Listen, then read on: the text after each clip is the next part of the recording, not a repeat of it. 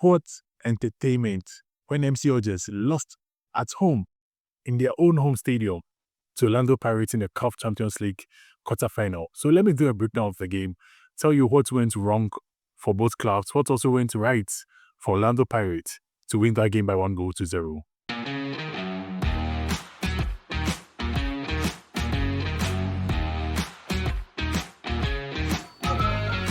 I don't know what I'm doing. All right, so welcome back. So I want to use just one word, just a word, to describe the whole, how everything panned out. And I think disappointment would be the perfect word to use for this. Simply because this match was expected to be a classic, like a classical, a clash of two strong and evenly balanced teams. Because look at the picture I'm showing you, the stadium was fully filled. The build-up, the conversations leading to the game gave a lot to anticipate about this match. But the turnout was quite a bit disappointing. But then for Orlando Pirates, I wouldn't really blame them because at the stadium they had about, I think, 60,000 fans booing at them at every touch, whistling at them at every touch, waving lasers in their eyes. And to top it all off, it was very cold, like very cold night in Alger. So I think this was probably the first time I saw Orlando Pirates play a game when they looked this nervy. They looked like so nervous, especially in those very first early minutes in the game and in the first half. Look so nervous. Not even when they played against Alger. I don't remember them looking this much nervous and looking so vulnerable in such a game as they looked, especially in that first half against MC Alger. But as I said, I don't blame them that much because a lot of the factors surrounding the game was not favorable or was not to their conditions of what they are used to. So let me get to this very important point, and I think the technical team will probably express something similar to what I'm saying, that what was really the game plan for Orlando Pirates in this game against MC Alger. Yes, they won by 1-0, but I want to have a whole conversation about the game. That what was the game plan? Was the game plan to come to Algeria, defend so you don't concede, or maybe concede as little as possible, then go and win the second leg in that is South Africa in Johannesburg? Was the game plan to sort of maybe play a balanced game, or was the game plan to go all out attack on MC Alger? Because if the game plan was to defend, I didn't really see that for Orlando Pirates, because we watched earlier in the day Esperance play against Mamelodi Sundowns, and you could tell the game plan for the Esperance team was to defend. They limited the chance creation of Sundowns. They limited it to almost 100%. It took the individual brilliance, or that is Ribeiro Costa, to pick out a pass which led to the goal. And that was the only chance Sundowns created the whole game. That was the only chance they created, because the structure of Esperance was to defend. That was the structure. But it was the structure of Pirates to sort of defend their goal. I'm asking this because MC Alger had a lot of chances. They got so many chances that they could have scored 2 or 3 goals, even in the first half alone. I think before even minute 1, they had the first chance through Bangura, who squandered the very first chance, even before minute 1. So Orlando Pirates were very, very vulnerable in most parts of the game, and I think this was very, very not the regular thing you see always by Orlando Pirates. Then also was the game plan to maybe defend and play on a counter-attack. That also was not really that visible, because especially in the first half, there was literally no attack. If there was a counter-attack, the attacking bit was neutralized. There was no attack. Because I don't remember any point where maybe Pirates had 5 successful passes which led to sort of the creation of a chance. They didn't even create a chance the whole of that first half. I think the only attempt at goal was this shot from Mofokin, which was from about 40 yards out. I mean, that is not a chance created. So if the idea was to sit back and then play a counter-attack, it didn't work, because the chance creation was also limited in that first half. And if the idea was also to play maybe a balanced game, it didn't work, because throughout almost the entire 90 minutes, Orlando Pirates were very vulnerable, very, very vulnerable in the game. Then let me touch on MC Alger too. I think it was a wonderful atmosphere in the lead up to the game, and the squad selection was so good. Mohamed Bangura was having his first start for, that is MC Alger, and he merited it because in the last 3 games he played, all as a substitute, he scored 2 goals. And when he started, as I mentioned earlier, he got the first chance of the game before minutes one.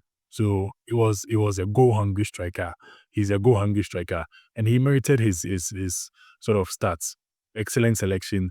Player like Halemia was so good on the day, created a lot of chances for the team from set pieces, even from in play situations. But my bits with MC Oja is, if you want to be a team who competes with the very best on the continent, then one thing that you really must take serious is to finish off your chances, because the only reason why Mamelodi Sundowns has probably not won the Champions League in the last 5 years is because they don't finish their chances when it matters the most. I think I've watched a lot of games where Sundowns played maybe with that, they played Petro, they played Ali. In some of the games when they got eliminated, they created the better chances, created a lot of chances they should have scored from, but they missed all of them. Here in Africa, if you create this amount of chances, this many chances, and you don't score at least one goal, this is not a recipe of a team who sort of wins title, because for every team who wins the Champions League, one thread or one pattern is that they always score when it matters. So in a game like this, when everything was on the line, the fans were all in to support the team. All that was needed was to bang in the goals. The chances were created, and then scoring the goals was the problem. Then it looks like it's a big deficiency in the team, because you need to score the goals in order to be considered as the boys who maybe are the favorites in Africa. But this whole conversation leads me to one man who I think was the man of the day, the man who decided the game itself. And I think the only reason why Orlando Pirates are going home with the 1-0 victory is because of this man, the goalkeeper Sifo Shine. Because what a game, what a performance, what a number of saves.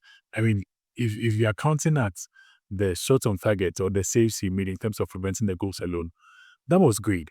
But even apart from that, there were lots of moments where very good crosses. And MC Alger have very good set piece takers. They have Bura, very good. Tapti, also very good set piece taker. Then the best of all, Halenia. So they have very good set piece takers.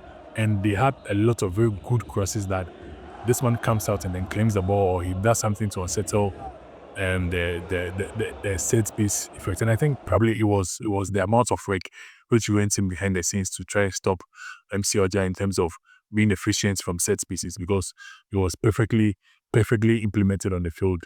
And even from the set pieces situation, the number of saves, the goal scoring chances which were created by MC Ojas, and this man standing between them, making all those number of saves, I think he was fantastic. He was phenomenal. Probably the best player of the entire round. The entire round. Is there really a player out of 100? I don't think so. I don't really think so. Maybe I didn't watch the game between Priamet and Asfa, so I can't tell much. But from the game I watched, he is the best player of the entire round, taking away the Priamet and Asfa game.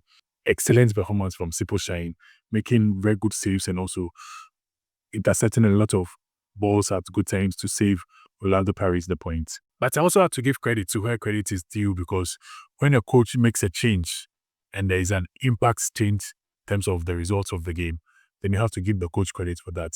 Mohamed Kotha coming into the game in the second half to score immediately. He came on just a few minutes after he came on to get that sole goal. And one thing that I think Pirates will cherish in this game so much is how efficient they were in the game. Got only one chance, only one clear chance in the game. Whereas MC Alger's got about 7, 8 clear chances. Pirates got just one clear chance, and just with that one, they got a goal through Mohau in Kotha to give them the advantage going into the second leg. But I think one also important factor to note is that Nkotha is scoring his third goal for Pirates in Algeria.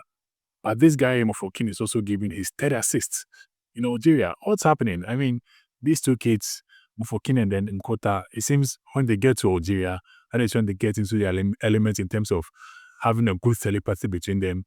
Even when they have 2 seconds, they can connect something and then get a goal out of it. But Mofokin had a very silent game. Didn't really see him much in the game, but at that moment where he provided that pass to Nkotha for the goal. So he'll take his sort of snaps for that, because that's the reason why Pirates have the lead. But as an Orlando Pirates fan, I'm sure this will be the perfect sort of reception you want to see from your team, because you go into an atmosphere where you struggle in 90 minutes. The players are so nervous.